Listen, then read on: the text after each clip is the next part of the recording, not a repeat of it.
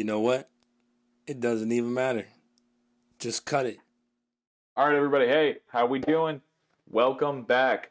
Episode 9 of Eight, bro. episode. Hey, Unless everybody. I'm counting wrong. I'm pretty sure you said episode 8. I'm pretty sure you said 8 on Ryan Sposito's episode by accident. Really? I think so, but it doesn't matter. Tell them who we are, where we're at, Tom. All right, guys. Hey, welcome to our newest episode of The Cut. Welcome back. It's been a week. Crazy stuff happened, but as always, I'm your host, Tom Roth. With me, as always, is my good friend and co-host, Anthony Aquendo. Anthony, say hey to the people. Hey, people. What's up? All right, so a little bit different format this week. Scheduling conflicts happen, things happen, life happens. Shit happens. Yes. And this week we decided, instead of just kind of not doing another podcast, we were going to just do Anthony and I. And what I'm really excited to bring to you guys tonight, some of the topics that we have that we're going to get into a discussion about. We're going to kind of chop it up here. We got five, 6 topics. Pretty good ones, and we're going to dive in, and we're going to have some fun with it. Some interesting stuff. Interesting shit. Yes. But before we get going, how's it been, man? What's been up? Bro, I've just been busy. Always on the move, doing something. The usual. Working, got the shop going. Videos. Aquenda Productions just booked a wedding, as I understand it. I did, yeah. Yep. It'll be my first one, but I think I'm prepared for it, definitely. Absolutely. Yeah. You stay ready, man. Now, well, you know what they say, if you stay ready, you ain't got to get ready. Yeah. Now you're going to be doing drones and all that, or? Probably. That's going to be dope, man. Yeah. It's going to be at a beautiful venue, so. Yeah, what's the venue? It's the Barn of Hartsgrove. Oh. Yeah. I've known a couple people to get. That's like rustic, and I mean, we're getting into like that a country-ish feel. Yeah. We're getting that fall weather in. Yeah, hopefully we'll have some nice tree leaf foliage changing. Yeah, that'll be dope. That'd be dope, man. It'll come out beautiful. I think it'll come out beautiful. Yeah, I mean, like. What about with you, bro? Me? Football season started. That's kind of my time. I'm kind of a degenerate gambler. So, I won some money, lost some money. And, for anyone watching, over the weekend, Appalachian State, they're a lower Division I / high Division II school. They came in unranked and beat the number 6 team in the nation, Texas A&M. Now, when we were, right after we graduated high school, the 2007 season of college football, Appalachian State came in and beat number 1 Michigan that year. So Appalachian State's always that team that comes in and fucking blows the brakes out, like just does something crazy. So I've decided, every man should have some tenets that they live by, right? Like, these are the rules that you live by. Of course. Okay? So I came up with 3 tenets, the Tom Roth tenets to living. So I'm going to list them for you real quick. My first tenet, I don't fuck with the devil. Okay? I don't do deals with him. Okay. The second tenet I will live by until I die is I never do tag teams with blood relatives. I never tag team a chick with blood relatives. I just don't want to do that. That's a good second one, dude. Thank you. And the third tenet, never bet against or schedule Appalachian State in September. And that's the 3 things I'm going to live my life by from now on, man. I'm going to get a shirt made. Those sound pretty solid. Thank you. Yeah. I'm going to get a shirt made about that. might sell them. But the number 1, don't fuck with the devil. That's my big thing. And it's been working out. So, but speaking of the devil, like I said, we got some topics that we're getting into tonight, and it's gonna be a little different tonight because we don't got a guest, so it's just you and I chopping it up, which we do a lot. But you and I talk about crazy shit all the time, so this is gonna be fun. So the first topic we wanted to go over was holidays, man. Yeah, it kind of ties in with the trees changing and shit that we just talked about. Yeah. It's getting that time of year, which I do not like that time of year. I don't know if you're a fan of fall. I am a fan of fall, but I'm not a fan of what's been coming with it recently. I remember when we were younger. Yeah. Halloween 2-3 weeks before. That's when you start getting like a month at the earliest. Yeah, like September 30th at the earliest you started Yeah. hearing about Halloween, right? Yeah. Well, now, bro, like Spaz said it best on the podcast 2 weeks ago. Like, pumpkin spice comes out a week earlier every year. That's stupid. It's stupid. That's dumb. And I don't even like pumpkin spice. I fucking hate pumpkin spice. It's I like pumpkin beer, but not yeah. I pumpkin noticed spice coffee. you like your pumpkin beer, dude. I do. You do. You like your holiday beers. I do. You like your pumpkin beers. You like your Christmas ales. I do. Yeah. They get me fucked up. But like, I mean, so like my biggest thing is pumpkin spice coffee has been like I remember when I was teaching, bro, 2013. Pumpkin spice came out the week of the Grape Jamboree, which is the end of September every year, right? Yeah. That's when it came out. And now, progressively getting earlier, it came out in fucking August this year. Basically. And my biggest thing is that's cool because, like, everyone's got to make their money. Yeah. But, like, now, like, there's Halloween candy being advertised. Like, I saw the Reese's peanut butter pumpkin advertised and shit. And that's cool because I love Halloween shit? Yeah. I used to not be, like, I am not a big holiday fan. Yeah. And honestly, I don't even really like Halloween. But you know what? I like fucking scaring kids. Oh, dude, it's fun. Listen, every year I get my shop done up. Yeah. Like for Halloween, like especially when we do the trick-or-treating at the mall. Yeah. I get my smoke machine going. Mall yelled at me one time for that. No, well, they didn't yell at me. But, I got to let them know that I'm going to do it. Because if I set some shit off, that won't be good. But no. I always get my shit going. I always dress up for Halloween. Yeah.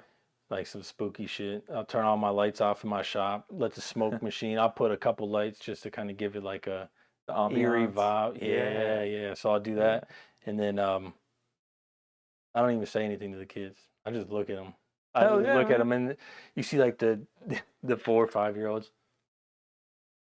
I'm not going over there by this guy. Fuck man. Hey, but you probably got the best candy.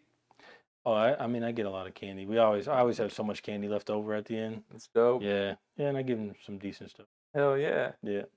Like, dude, I just remember like Halloween, like for me growing up, was always fun because the area. I mean, you've seen the neighborhood I grew up in, and it's that country suburbia. You know what I mean? Yeah. Like, not a lot of houses on the road, but like enough. And there was always candy, and like the neighborhood was done up and shit, and it was always special. You know what I mean? And like it holds like a place in my heart, like because I was very fortunate to grow up there. Not a lot of people like growing up like with us, like we're fortunate to grow up somewhere like that, and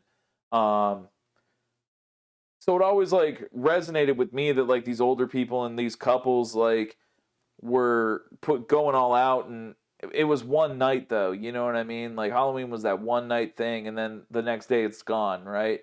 But now it just feels like everyone's forcing like Halloween now, and dude, it's September. It's 9/11 just happened. It's all about the money, bro. It is money. If they can get Halloween or any holiday decorations out a week earlier, and it still be acceptable and people get excited for it, and that means there's an extra week of sales. Yeah, I think I'd do that too.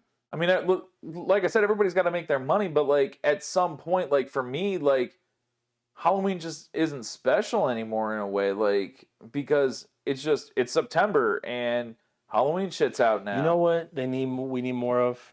Easter? Haunted houses. Oh, I thought you were going with another holiday there. No, we need more haunted houses. That was my favorite part about Halloween. I like a scary ass haunted house. Yeah, I don't want no bullshit haunted house.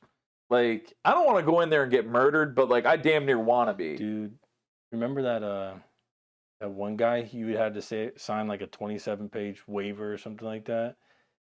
Was that documentary, or was that around here? No, I didn't. I forgot what the place was called. But this guy, you had to sign a waiver, and it was like a couple days haunted house. Like, and he was pretty much allowed to torture you. Yeah. Was that around here? No, it was like in like Kentucky or some shit, Tennessee. They Something had a like that. documentary about that. There was a documentary about that. Oh, possibly. I remember. I think it was on like Hulu, but I didn't have Hulu at the time because I was cheap as fuck. But dude, haunted houses as a whole, that concept is amazing because so in Geneva, there's the Terror on Eastwood, right? There's this dude who turns his house into just this haunted extravaganza, and there are people that line up, to go in it and see it. But like from what I understand, it's just like Where's it at? on Eastwood in In Geneva. Geneva? That's a little side street. Yeah, by that cemetery, and the old football field, the old Geneva football field. You know what I'm talking about? I was out there one day. It's just a little house. It's just on a the little side ass street. house. Yeah. Yeah. And nothing I think special I've been out about there. it. It's pretty nice. So if we're talking about the same one, We are. If it's in Geneva, there's nothing special about it. But in terms of like there's not like animated werewolves coming out and shit. But like the care that dude puts into it, it's pretty. You good. can tell he loves especially that for shit. being in a little home, like in a backyard. Like it's legit not big at all. No, you walk in and you pay at the driveway, and I don't even think you pay. I think it's donations. Yeah. It's amazing what these people do, and like, but you talk about like people sign a waiver and the dude's like essentially allowed to torture you. Like, have you ever heard about the people who pay for those experiences and they'll pay and like 3 years go by and nothing happens, and then one day they get kidnapped. They get kidnapped and shit. Bro, that's nuts to me. Like, what if you forgot? I think that's the point. Dude, how fucking, like, for me, I mean, like, I'd still shit my pants. But, like, I'd be, oh, yeah, fuck yeah, I remember that. But think about how scary that'd be for, like, a girl, man. Yeah, I can't imagine a lot of girls sign up for that. No, probably not. But, like, there's some thrill-seeking chicks out there. Yeah. And could you imagine, like, a chick, she's like, I would love to do that. And then she forgets, like, 4 years down the road, someone just puts a bag over her and throws her in the door. What kind of fucking thoughts going through her head, bro? Well, couldn't imagine. I couldn't either, and I don't want to imagine. Especially 4 years down the road. Shit. 4 years down the road, a lot of shit can happen. Yeah. Like, what if you're pregnant? What if maybe they have to call you and give you a time frame, like, hey, within this month, these 2 months? That would make sense. Or like, hey, like, you're a girl, like, are you pregnant? Because we don't want to, you know what I'm saying? Like, because that's just fiscal responsibility right there. Yeah, that's liability. That's some liability shit. Yeah. But, like, so we're talking about, like, Halloween and shit, and, like, they're pushing that stuff out early. I never see pushed, and I think it should be Thanksgiving. I feel like Thanksgiving should be pushed, bro. I mean, it kind of goes in with the fall. Like, you see a lot of people decorate for fall. They'll put up turkeys, they'll put up pumpkins and the cornucopias and all that. You know what I'm saying? Like, they'll put it up. But you're right. It's not pushed like. Why aren't there Thanksgiving songs? Maybe there are. Why didn't Perry Como or Burl Ives throw something out? If anybody knows of any Thanksgiving songs, post them in the comments. I've never heard one. I would love one. I've never heard one. How dope would it be to be like deep frying your turkey, smoking a cigar, and getting hammered outside? Singing fucking Thanksgiving songs. Timothy the Turkey or something like that. Like, just dude. And then like Christmas, man. Maybe because, well, there are Halloween songs. There are. There's a lot of them. Do other countries celebrate Halloween like America? Yeah. Yeah. I know obviously Mexico celebrates the Dia de los Muertos. Exactly. I don't know if I said that correct way. Day of the Dead. Yes. Yeah. I know Germany has some shit go down. Italy's got some crazy shit. They got a festival of masks out in Italy. That shit gets scary, bro. Like, there's a whole ass movie about it. I don't remember the name of it. It was like some foreign movie I saw on Amazon Prime, and like it was like a ball, pretty much like an old school like dance essentially. Okay. And they all had these masks on, and they wouldn't take their masks off and shit. But it's like based on like a real thing, like out there. Like, but Halloween's like so different just like every holiday is different everywhere. You know what I mean? Like, yeah, there are a lot of similarities, but there are also some differences. Big time. Well, I was just curious, maybe we don't have Thanksgiving songs because Thanksgiving isn't a worldwide holiday, recognized holiday. That's true. It's not. It's only an American recognized holiday. It truly is only an American holiday, man. I mean, Yeah. we basically celebrated taking land from indigenous people and gave them some turkey and smallpox. It's a fucked up story, isn't it? Yeah, it's a fucked up story. But look at where we're at. I mean, obviously that's a tragedy. Yeah. We got our independence from England. Yeah, I think we could have definitely shared this land a little differently. We wouldn't have went about it, but I think sharing the land is a good thing. It is, because I mean, look at how advanced this country. Look at how much this country's accomplished. Oh, in such a short time. Yeah, comparatively to other parts of the world. Yeah, what are we, 236 years old? I don't even think we're that old. See, 1776. But no, we came over on the Mayflower and no, I'm thinking of Christopher Columbus, 1492. Columbus sailed the ocean blue. Oh, you're talking about way back then. Yeah, I'm thinking about that shit. Yeah. I don't know when they came over. I was about to look up on, but that's rude to our guests. Wouldn't that be 1492? What year did? No. What year? Columbus is totally different, homie. Well, Christopher Columbus came through in 1492. When did the Pilgrims come over? 1620. Yeah, I was gonna say it's got to be somewhere around when they. Dude, we're 402 years old. Like 1619, because I know like that's when the first slaves were brought over. Mm-hmm. On the Amistad. Yes, back in 1619. So at least, I mean, people have been coming here forever. 1492. Yeah, at least that's wow. That's crazy shit. That's all 120 years prior. And that man just came here by accident, Christopher Columbus. He got turned around. Yeah. But like, so we're technically, if we go by the 1620 or whatever, right? We're 402 years old. So think about that comparatively, though. England had been around for a long ass time before that, and then we come over here, we do some fucked up shit to these people, and then we celebrate it every third Thursday in November, and it's fucked up to say, but it's my favorite holiday. Like, and it's just because I'm home with my mom, my dad, my younger brother, my wife now, and our son, and now especially having like my own house, I can host now, and that's just fun to me because I remember my dad throwing like people over, family members, and like all the fun shit that would happen. Yeah. And now, like this year, we're in our. I mean, you were at my first house. That was an all right place. Yeah, it was nice. It wasn't big though. This new house, it's big ass kitchen, and I can finally do some shit. And now, like Megan's mom and dad are coming over. Well, her mom and her stepdad are coming over. Not her dad. Nope. That guy was wild. You remember him at the wedding? Man, dude, I don't know, bro. That was a crazy. That whole weekend was wild. That was a wild ass weekend. Yeah. Yeah, but her dad, nah. He's a good guy, but it's just not what I would want on a day where I'm trying to get drunk and smoke cigars and eat fried turkey. Because that son of a bitch will get drunk and just stick his hand in the oil and be like, "It's done." Ah, shit, my skin. Yeah.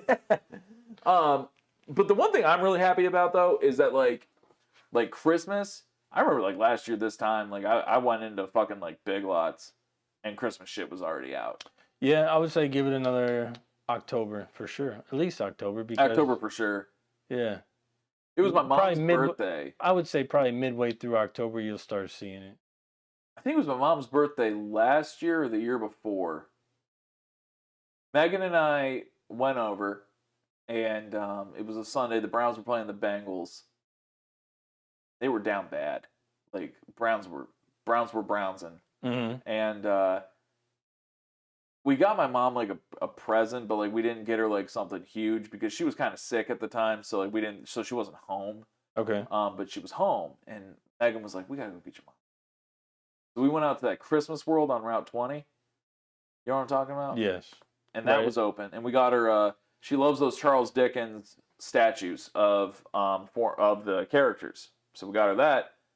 And then we're on the way back, and we realized we don't have a Christmas tree for our new house. We were like, man, motherfuck. Like, so we just stopped into Big Lots.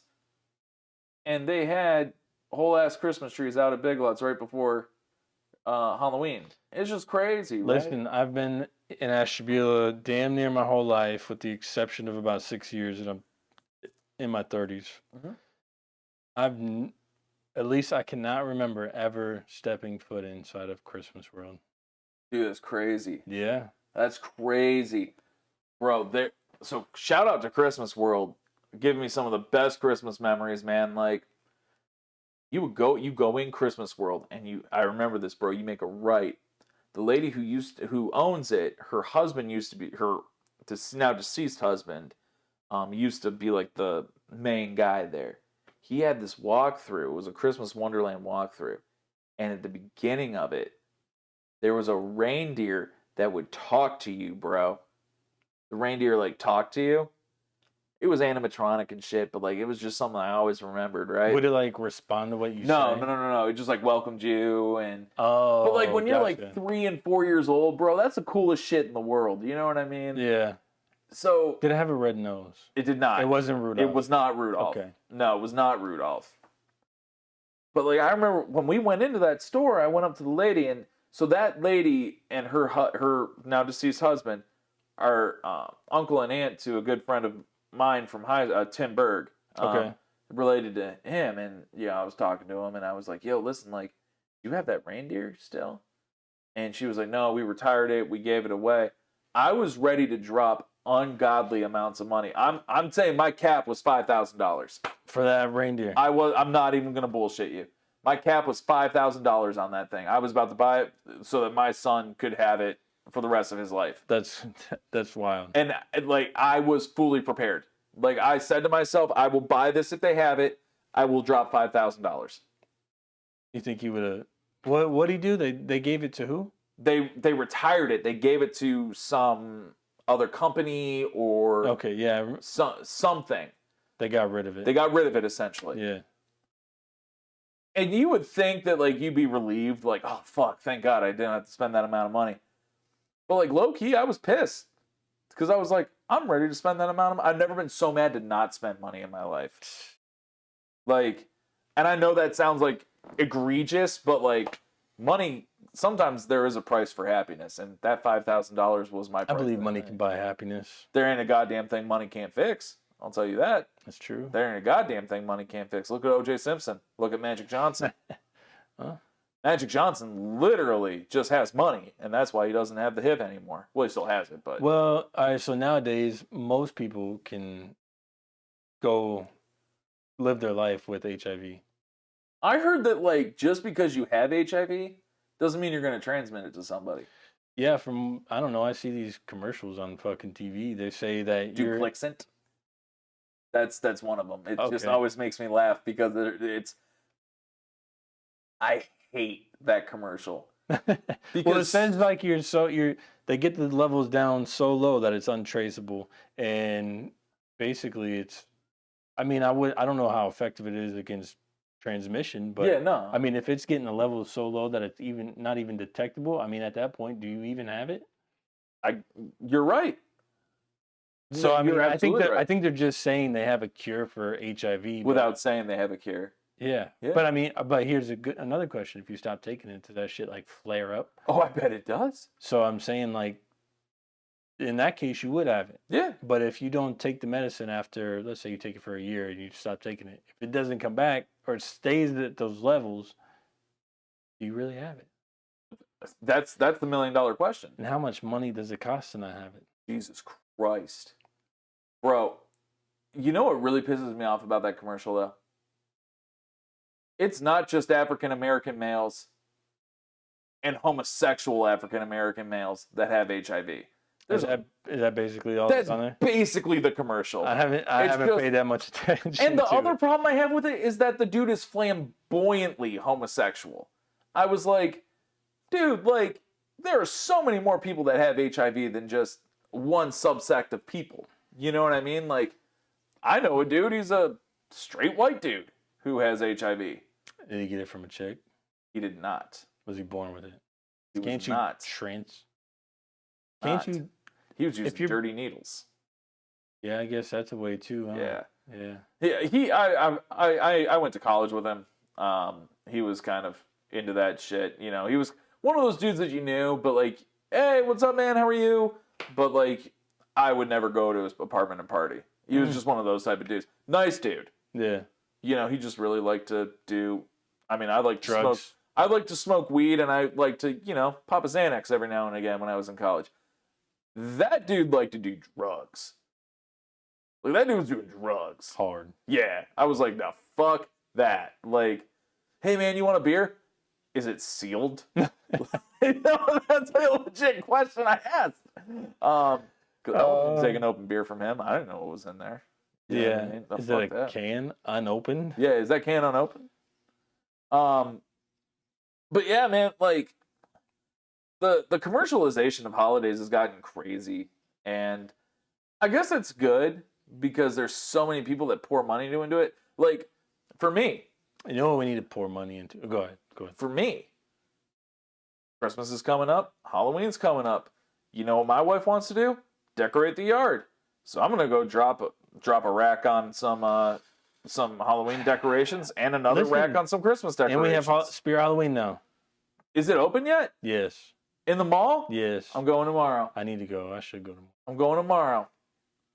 Listen, I'm gonna go get my tat. I'm gonna go get some tats, and I'm going to Spirit Halloween. Everybody in Ashtabula is gonna have the same costumes. Not really though, because Halloween has a lot of shit. They do have a lot of shit. Well, at least the ones that I've been to. Yeah. They have a lot of shit. So you could really get away. Toys R Us, that in Menor. Remember where Toys R Us was? Where we worked at Verizon. That's a Spirit Halloween every year.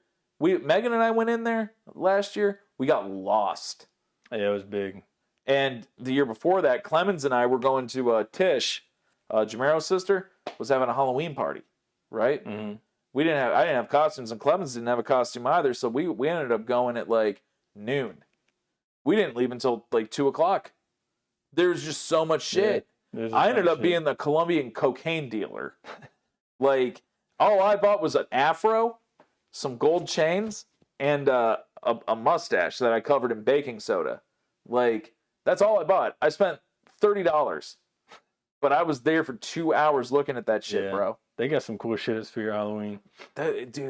Did you used to watch I'm sure you've watched all the Halloweens. Well, yeah. When you were younger, at least. Listen, I used to watch this shit every year. I remember one time I was at a buddy's house who I consider my brother. He was my neighbor. I've known him since I was born. But we were at his house, and I remember it was right around Halloween time, and there was me and him staying at his house, a couple other guys, kids, and fucking spookiest shit ever. Like this is back in the day, pretty much before remotes even existed. But the VCR, we were like playing hide and seek in the dark. We had all the lights off. We're playing hide and seek in his house. All of a sudden, this VCR turns off, turns back on, and you know back then it would load, like you hear all this clanking and shit. So it would do that, and then it would go off, turn back on, and nobody's got a remote for this thing. Yeah. And we're freaked the fuck out because I'm pretty sure we probably just watched a Halloween movie, like a scary movie before that, and then we're playing hide and seek in the dark because that was a lot of fun, scary, spooky shit. And then the fucking VCR. I'll never forget that shit. I wonder if ghosts are real, bro. Bro, that's a good question. Spirit of talking about Halloween. I mean, they gotta be. I mean, you can't sit here. No one can sit here and convince me of two things. Aliens aren't real. And that the paranormal, it doesn't exist.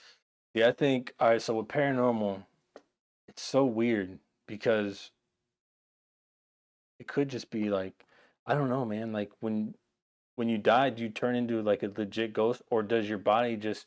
See, I'm into like science too, so I see like energy waves. Yeah. Like, are we on a different frequency? Are we on a different wavelength after we die? Like, it's all in your brain, right? Yeah. Your brain creates those waves. Yeah. I think. I don't know. I don't fucking know.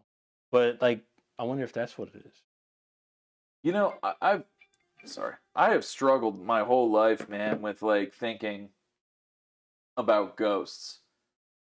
Because when I was younger, my parents' house, there was no rhyme, no reason to it at all.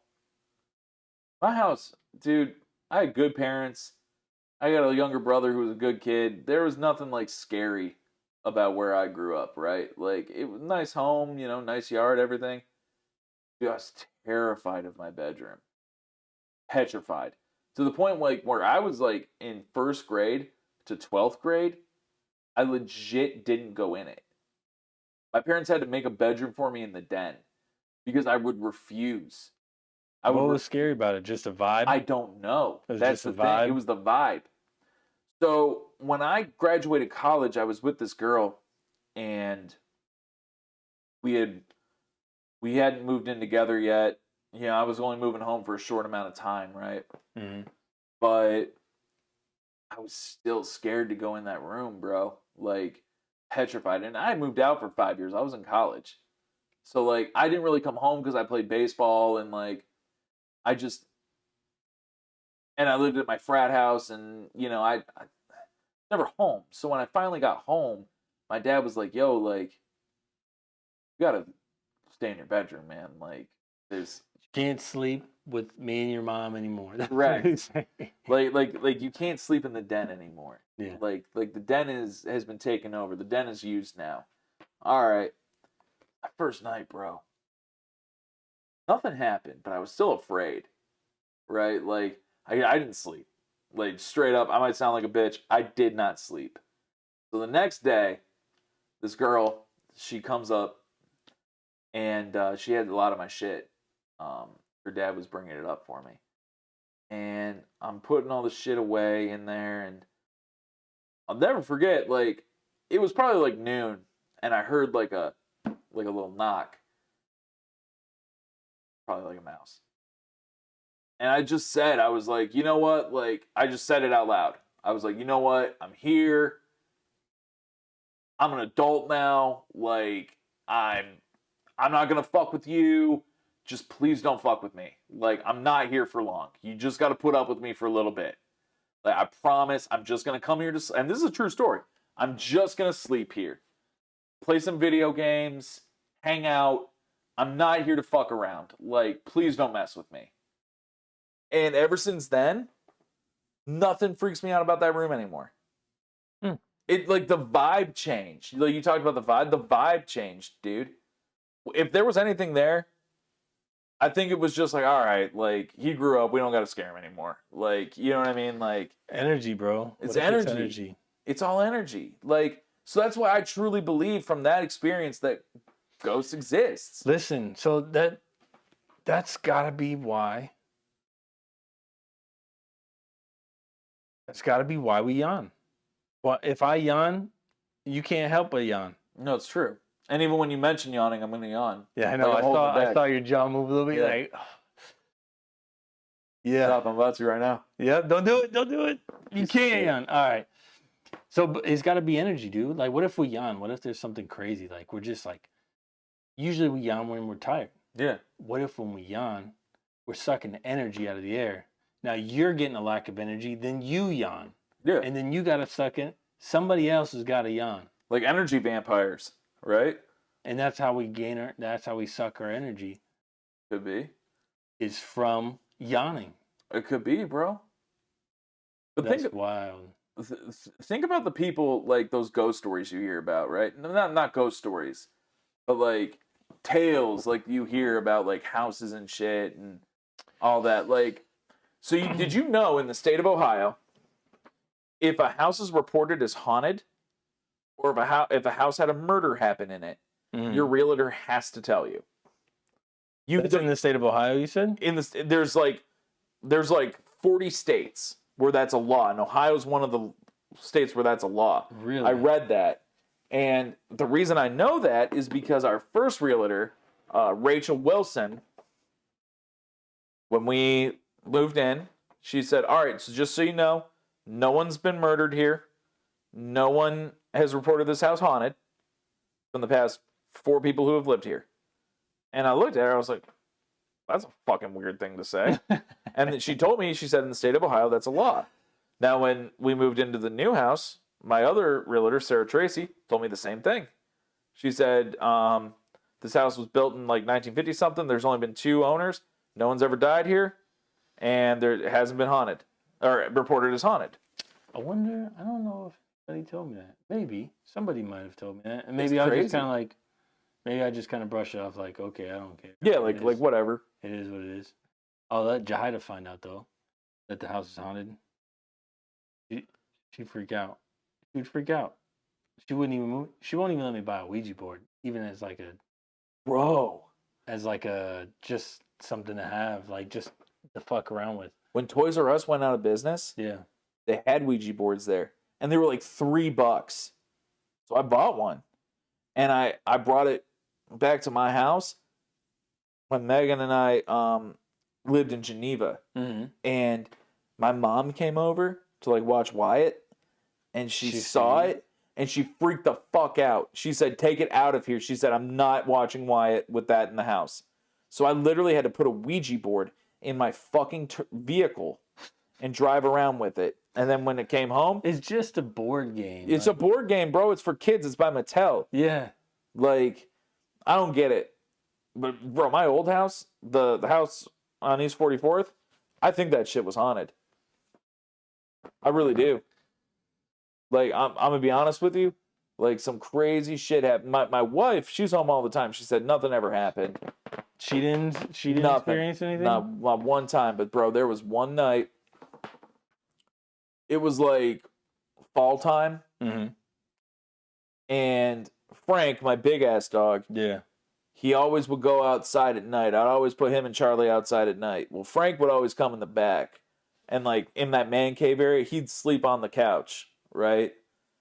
So whatever. One night I was in the front doing something with Wyatt, and I heard Frank barking. And I'm like, bro, it's fucking like 1 a.m. You better quit. I went back, and Frank's just at that door that had the big window in it, just barking. And I'm like, what the fuck? So I turned the light on. Nothing. Nothing's there. Right? So I open the door, and Frank freaks the fuck out and runs away. Runs away.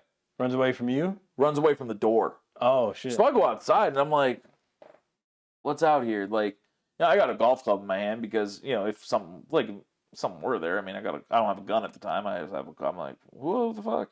Come back in. Frank's under my bed. Right? And I'm like, come on, buddy, you got to get out. Let's go.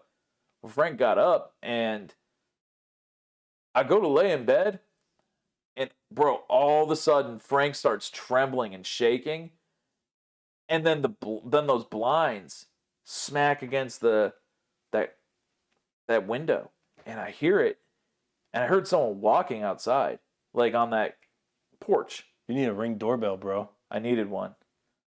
I go to look again, nothing there. You got cameras too.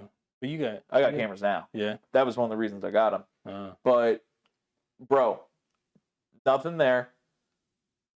And the whole night after that, I couldn't get to sleep. I kept hearing shit. Just weird shit, though. Like a little tap here, like a little scratch there. There were no mice because we had just gotten the place sprayed and everything. So there was nothing. Well, the craziest shit was I went up front, and we have a TV stand. TV stand has a fireplace. That fireplace was on. I don't turn that shit on. Like, you got to turn it on with a. It's under a lip, so Frank couldn't have bumped it. You know what I'm saying? It's under a lip, so someone had to do it. Well, that shit wasn't on. It was just on. Like the light switch wouldn't turn. It was just on. I was so fucking scared, dude. you get that chill that goes down your back and your fucking hairs stand up. I got Wyatt. I picked him up from sleeping. I went into our bedroom and closed both doors and locked them. And I had Frank in there with me. And I had Wyatt right here, and Frank was just encompassing us. And when I woke up in the morning, Frank hadn't moved. He was just still there. He wouldn't move until I told him it was okay. Scariest night of my life, dude. I swear to God, that house was haunted. Because every night after, not every night, but nights after that, weird shit kept happening. Like the dishwasher would like turn on. Like, it was weird. Did it do your dishes for you? It did not. Oh, it never did it with the dishwasher on. That's a shitty ghost right there. Yeah, fuck that ghost. Fuck that ghost, man. Yeah. But the paranormal shit, man, like, it's like aliens. Like I think you're ignorant to think that it's like you said. Maybe it's a different wavelength, man. Like you're ignorant to think It's all it's not energy, real. bro. That's why That's why I'm so interested in DMT. I mean, It's gonna open your mind. I heard DMT is like a put you on. It opens your mind. Another wavelength. That'd be interesting to explore. Bro, like I talked to my fucking grandma. Oh yeah, you told me. My grandma been dead since I was like 4 years old. Yeah. So you don't remember? I remember her, but like a little bit of her. Yeah. You know, I remember what she smelled like. It's a very weird thing to remember, but I remember what she smelled like. She smelled like a flower, perfume, and cigarettes. Because my grandma smoked cigarettes. She was classy as fuck. And she smelled like vodka. She smoked a long, scented No. Corella DeVille cigarettes. They were Pall Malls. My grandmother smoked Pall Malls. So they were like the skinny fucking. Yes. Yeah. And it smelled like rubbing alcohol, but now I know that it was vodka. Okay. Okay. But for some reason, like, you know, like weird shit can smell good to you. Mm-hmm. Like that shit smell like now gasoline. It's like gasoline sometimes. That shit smelled good to me and it was comforting, right? Mm-hmm. But like you can never smell something on demand, right? Like you can't like I can touch this and feel it, you know what I mean? But like I can't conjure a smell, you know what I'm saying? Like out of nothing, I would have to put all that shit together. Yeah. When I did that shit, bro, like I smelled it, and like it was her voice. Like I talked to her for like what I thought was like hours talking to her, and then I come back down and it was 10 minutes. I was like, shit, but I had a whole ass conversation with her, like telling her about Wyatt and shit like that, and she was like, I already know. She was like, she said, I knew years before you knew about Wyatt. Like that was the craziest shit to me. Wait, Wyatt would be part of your life? Yeah. She said like I knew his name, like I knew what he looked like. I know what he will look like. Maybe that's time travel. DMT stands for like. She told me that she knows what he's gonna do. She said, and it's gonna surprise you. Now, for those that don't know, my son can't walk or can't talk. So hearing that, it's like, even if nothing comes of that, it gives you that hope. Yeah. You know what I mean? Like, because all you got is hope, right? That's all you got. Like, that's all you can do for your kids. You can just hope. Nah, I disagree. Well, you can give them so much, but well, I'm saying I disagree as far as like you don't just have to have hope. I mean, as long as you have what's the right word I want to use? I don't even know. If you can have any kind of influence, I mean, yeah. But I mean, in your situation, it's a little bit different because there's not a whole lot you can do except for kind of push them. Yeah, just do the best I can. But I guess that's what I mean as far as like kid with anything. If you push them and hold them accountable for doing better. Yeah. Or kind of like I don't want to say force, but as long as you work with them, you can do a lot. I mean, you don't have to hope. Is what I'm getting at. You don't have to hope if you're willing to put in work and. Oh yeah, it's like anything. You gotta put in that work, son. Yeah.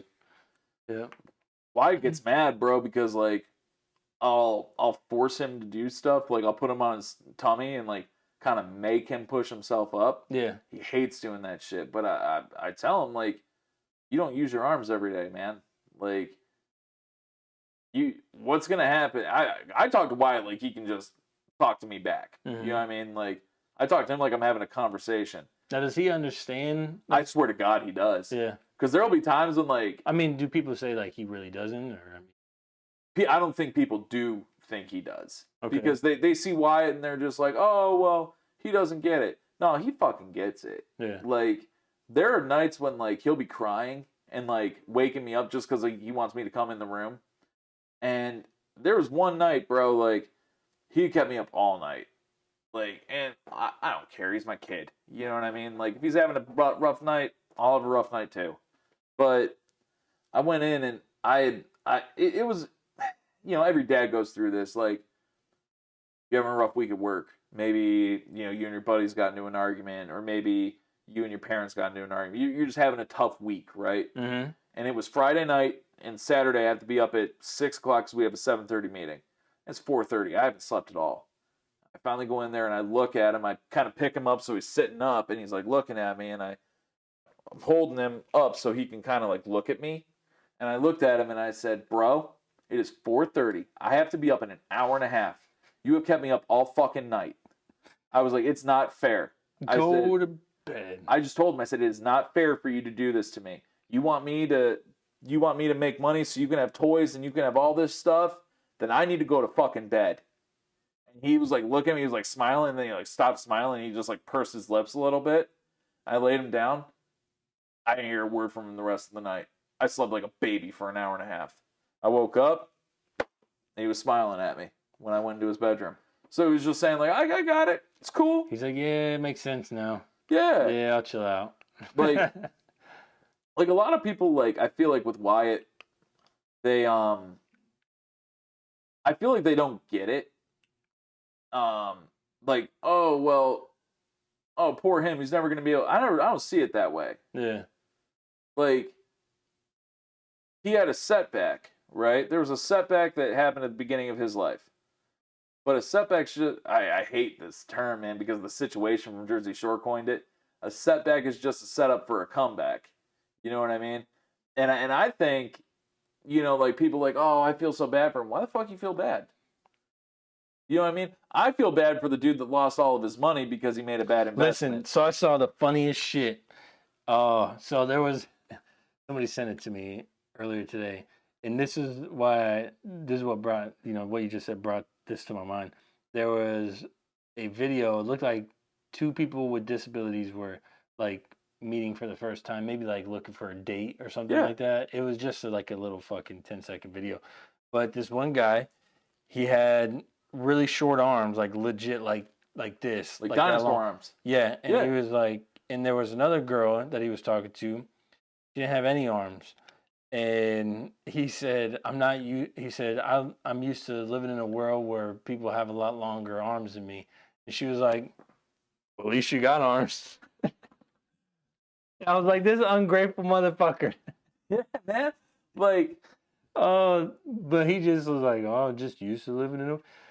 Bro, at least you got hand, you got arms, little stubby arms, but you got arms and you got hands. Like this girl, she don't have shit. She got chest and like, shoulders. think about that. You know, she's so grateful that, you know what I mean? Like she sees the beauty in that. You know what I mean? Like, yeah, that's cool. That's why, why I don't feel bad for anything with Wyatt, because like when he sees something and he smiles and he laughs or like he gets excited, you know what I mean? Like he's truly excited. Mm. You know what I mean? He truly sees the beauty in shit, man. And like, I think I've just become so jaded with life, like beforehand, that like, I didn't find anything. I didn't get excited anymore. You know what I mean? Like, cause oh fuck, like think about like when your parents bought you something, right? And you got all excited, like that new toy. You got so excited, right?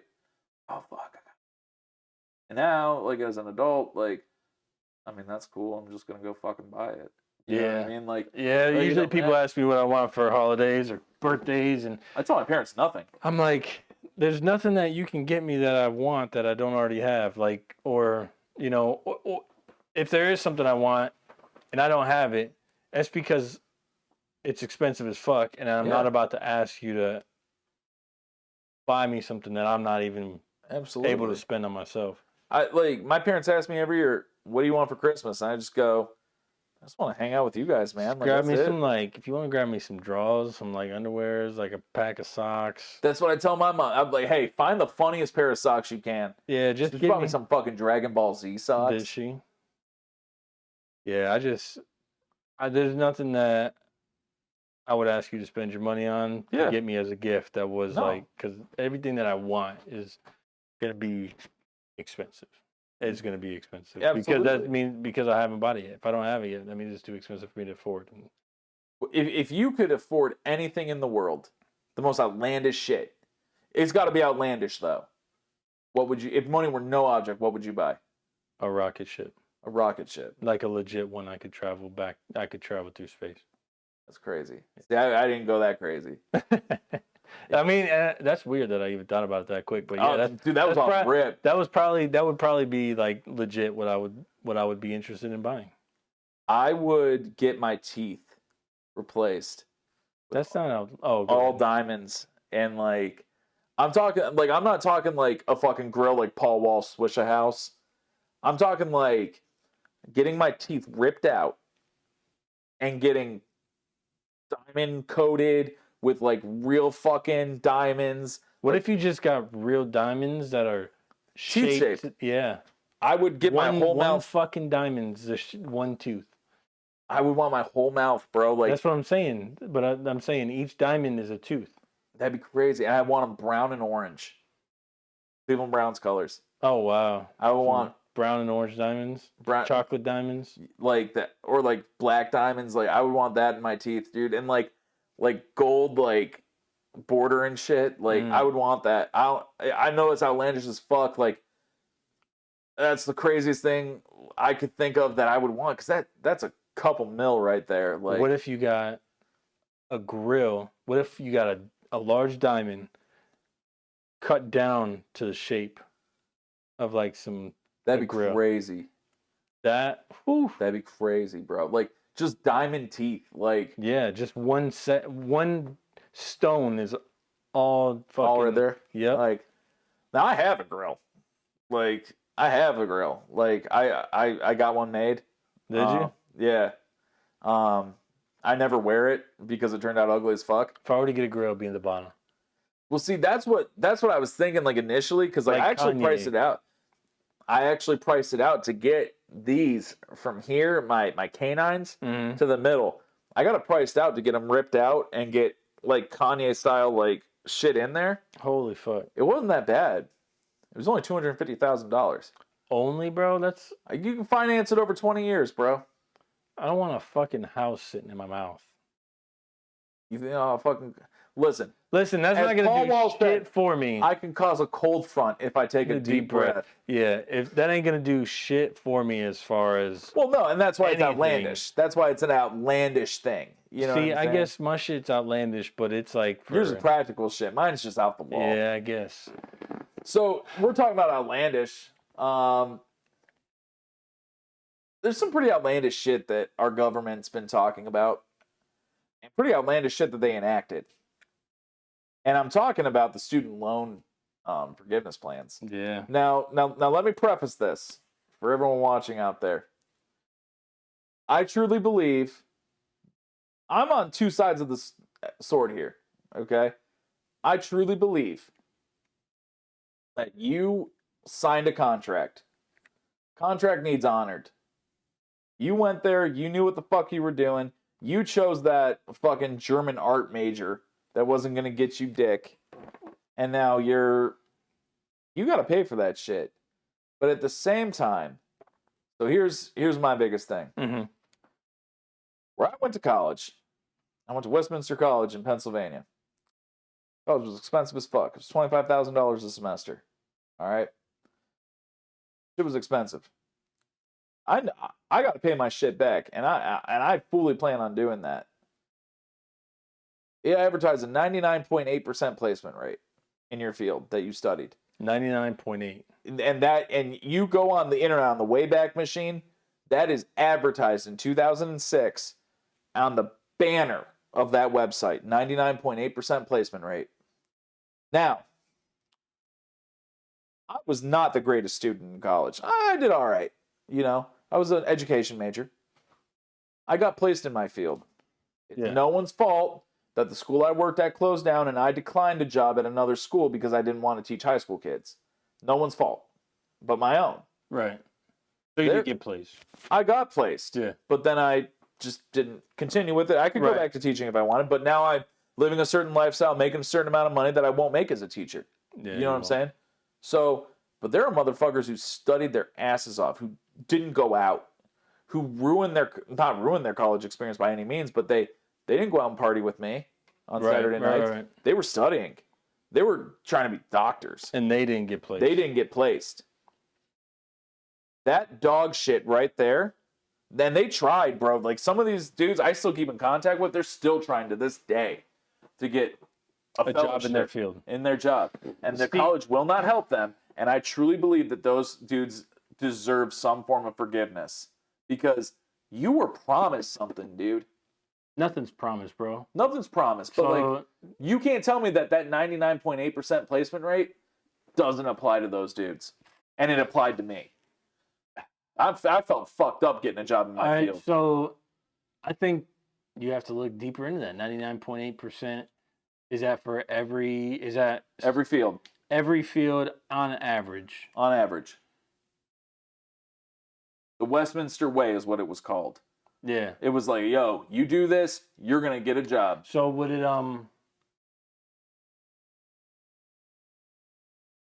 yeah, I don't know. I would have to have them break that down into categories. Yeah, break it down into categories, maybe? Yeah.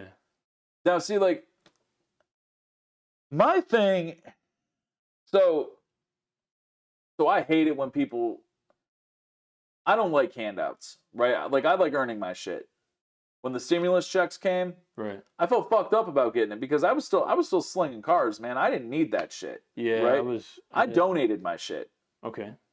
I donated my shit to small business. Barstool Sports had the Barstool Relief Fund for small businesses.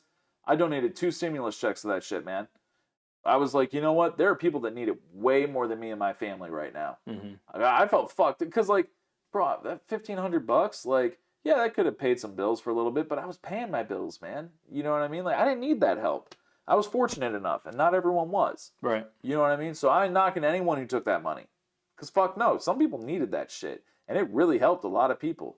Some of my friends needed that shit, and it helped them. Yeah. See, I think the whole pandemic was wild as far as like wild. Giving out money and that's why we're having inflation problems right now. Yeah. Like, but as far as the student loan debt forgiveness, I mean, I'm right there with you. If you sign a contract, then you should honor that contract. Mm-hmm. You should pay back your debt. Somebody made a good point to me, which is it all comes down to, like, I would say, like, predatory lending. Like, they're giving, I think I talked to you about that college kids all this money with no, they don't have any credit history. Like, they don't have, they don't even really have a job. Like, they're working a fucking part-time job. They're working with the promise that they might get a job. You know what I'm saying? Like, hey, I'm giving you money. You're probably going to get a job in 5 years. So then you pay that back. You know what I'm saying? Yeah. So, I mean, I've never been to college, so I can't really speak too much about it. But much. No, and I just never felt like college was for me. I've thought about going back maybe for like vocational, courses, like maybe a film school or something like that, where it's something I don't have to worry about. I minored in film studies. Fun fact. Did you? Mm-hmm. Yeah, if I were to go back, it would be something like that where I don't have to rely on somebody else giving me a job. Mm-hmm. I can go out and create my own job. Yeah, absolutely. So I just never felt like college was for me. But I don't know. Do they defer interest while you're active in school, or do they? Dude, you don't get the bill until after school. You don't pay on that shit while you're in school. So, like, there's some dudes I know that are what's called lifelong students. They just continually take full credit hours, online classes, and they don't have to pay. Like, there are dudes that we know that, like, graduated from college in 2012. After that 6 months, going back to school, general studies. And it hurts your credit. It hurts the fuck out of your credit. But, like, why does it hurt your credit if they don't even send you a bill? So the money's not technically due. So how would I don't know the intricacies of it. All I know is that the loan is technically open again. So, like, you can be paying on it technically because you've graduated from a 4-year institution. But it's like I guess deferred or forbearance is one of the ways you can say it. Okay, yeah. I'm familiar, lightweight. Now, what you said about they're lending these kids this money.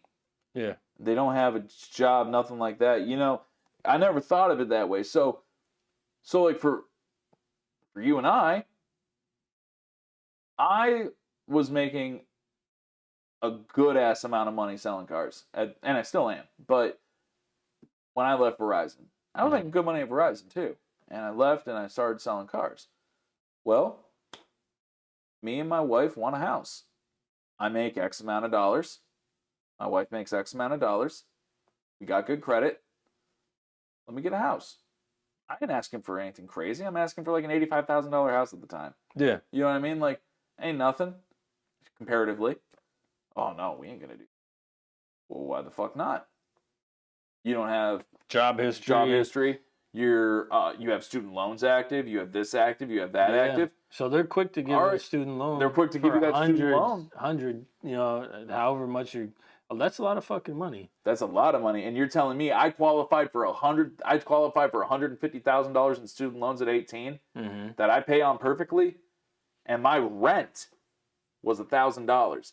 You're telling me that my mortgage, my insurance, everything was going to equate to $850. I was going to save $150 a month. And you're telling me I don't qualify for that? How the fuck not? Well, because it's all job history and stuff like that. I mean, bro, I've been in sales for, at that point, 5 years.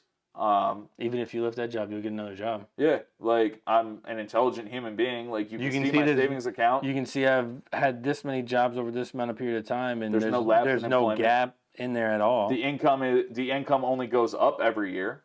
Yeah, you know what I mean. Like, so why the fuck not? Why can't I get a house? They never had an answer, a good answer, or what I perceived as a good answer. Yeah, but these companies, Mahila, FAFSA, all that shit, they're just like, oh, you want another student loan? Let it go. Yeah. Like, it's crazy. It's predatory lending, bro, and it hurts these kids. And sometimes I can see where these kids are coming from. Like, bro, like, get this off of me. Like, I can sometimes see it, but at the other point of the card, I'm like, but you signed that contract, bro. But here's my thing. Like, I didn't go to college. I didn't want to spend my money on it. So Why the hell am I paying for somebody else? I get that. But here's my thing. But hold on, wait. So so we're giving that money. All right. Let's say I was cool with it. But what are we doing now to fix it from happening in the future? They're not doing dick. Nothing at all, bro. They're just throwing money at something and hoping it fixes it. But we need a real fucking solution, and they're not giving us one. No, we're just throwing Band-Aids on shit. So in my opinion, I'll get to what I think should be done. But my thing is when you said you didn't go to college, right? Mm-hmm. Well, as I understand it, my taxes pay for food stamps. They pay for welfare. They pay for all that shit. Well, I've actively tried my whole life to not be on food stamps and welfare. Why the fuck should I have to pay taxes for that? Why the fuck should I have to pay Lakeside school levy when my kid doesn't go to Lakeside? So here's, you know what I'm saying? Like, I want my kid going to Ashtabula, but I got to pay for their fucking new football stadium. Fuck that. So maybe that's the wrong comparison, but now see, I think as a community we do have a responsibility to help. I don't even really say we have a responsibility, because if I wanted to say fuck everybody else and I just be independent and do whatever I want to do, like I should be able to do that. Mm-hmm. But I think morally, personally, I think we have some kind of duty to help others when they really do have a setback. But I don't think that should be used as a crutch. Like if you're on food stamps or shit like that, like you should be actively working to get off of that. You should be. I mean, obviously there's people who don't physically can't. Correct. You know what I'm saying? So I think there should be like a time limit. If you don't have, let's say you had, I don't know, a year. Mm-hmm. We'll give you for a year. We'll reevaluate you. But we want to see, like, if we want to see progress. If you're not making progress, we're going to cut your shit. Correct. Like, you can't sit there and just let them bleed you dry. No, absolutely. Like, you know what I'm saying? Like, people who just don't give a fuck and don't try to get themselves to that next level, can't let them bleed you dry. And I feel like a lot of people in America take advantage of that. They do. The system. And, so I don't like the idea of funding that portion of it. But I don't mind funding the portion for the people who actually do need help and they want to get to that next level and they're actively trying to better themselves, man.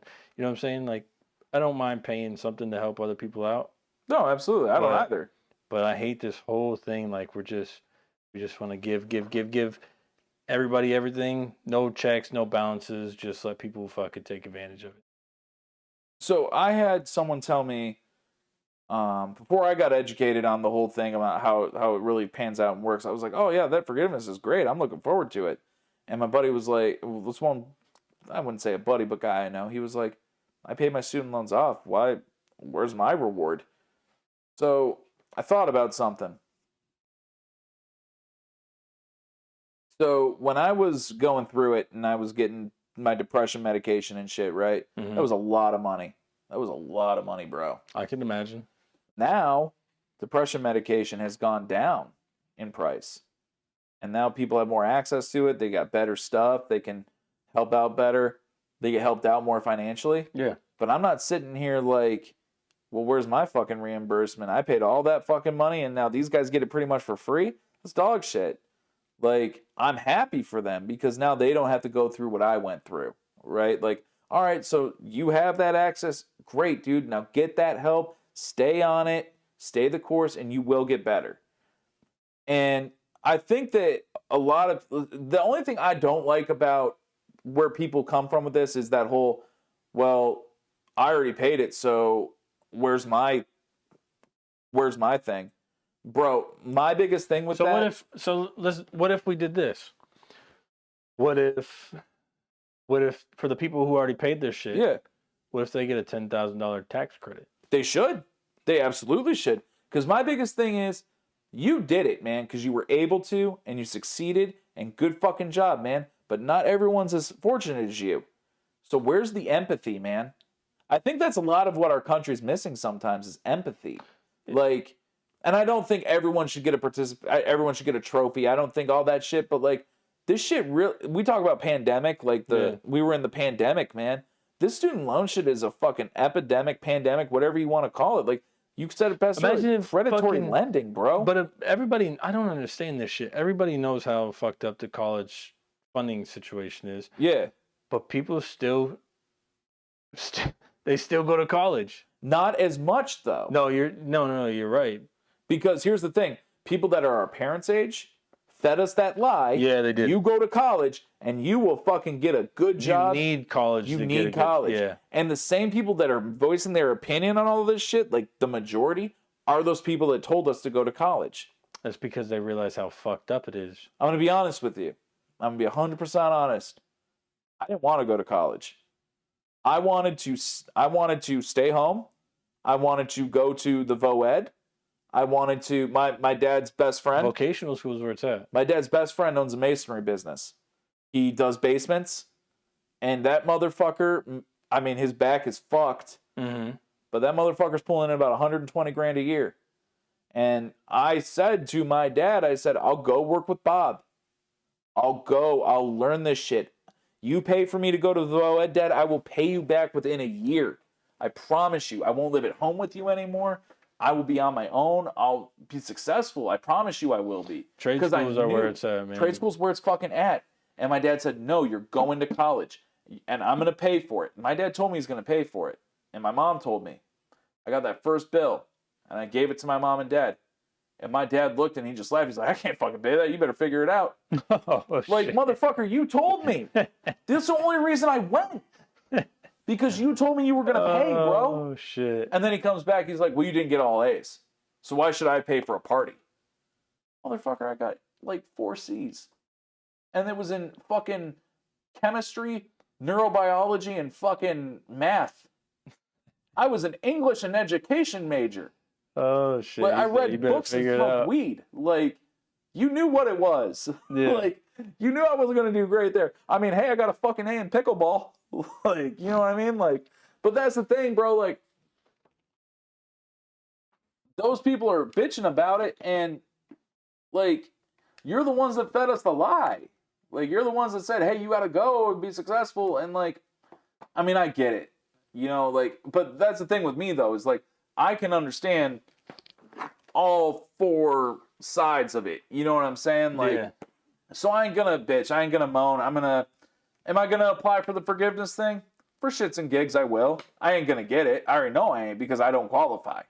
I don't qualify. Make too much money? I make too much money, and I never took a Pell Grant out.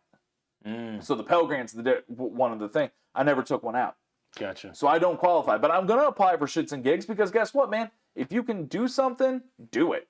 Listen, so what? All right, so people got to pay college back. What about these student athletes that are now getting paid? Dude, don't even get me fucking started. Don't get me fucking started. So they're about to come out net positive out of college. Listen. I'm over $100 grand in debt. I tried my ass off. I went to college. I put the work in. All right? These motherfuckers come in to play football or baseball or basketball. Right. They don't come to play school. As Cardell Jones once said, we don't come to play school. So that shows you right there how seriously some of these people take it, right? Mm-hmm. Now, listen, I am a 33-year-old man. I bust my ass every day, 9 to 7. I come home. I take care of a disabled kid. I go to bed. I do it all over again every day with a smile on my face. I am not particularly good at golf. I enjoy it, though. I've earned my money, right? Because I have worked and grinded and tried.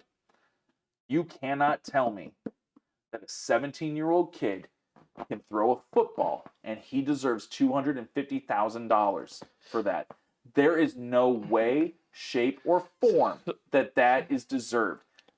I don't, and you're getting a free fucking education. That's the payment. See, right I think we've there. talked about this in the past, and you were like completely for students getting paid. Yeah, I was. Yeah. So listen, Fuck that. not so much anymore, huh? No. Wow, that's crazy. No, because when you see the money, yeah, these dudes argue, oh, well, think of all the money these kids make the school.